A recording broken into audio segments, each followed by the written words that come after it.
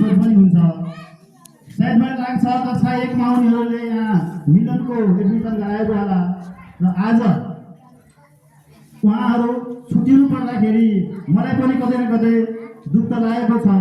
तर दुःख लागेर पनि के गर्नु, उहाँहरूको अग्रिम आगामी अध्ययनको लागि पनि हाम्रो शुभकामना छ।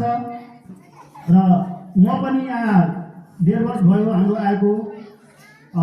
उनीहरूलाई 9 मा पनि हामी 6 महिना पढाएको र 10 मा पनि 1 वर्ष पढाएको पीडाले गर्दाखेरि होइन पढाएको र उनीहरूको पनि एउटा आफ्नै परिवारको सदस्यहरू जस्तै छोराछोरी जस्तै पढाएको। दिनरात आफूले भ्याएसम्म उनीहरूलाई शिक्षा दिएको कुरा सबैले थाहा भएको कुरा हो।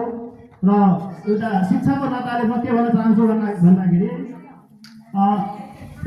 अहिलेको क्षणमा विदाय भए तापनि कुनै पनि हालतमा आफ्नो मनलाई आफ्नो वचनलाई छोड नगर्नु, छोटो नपार्नु।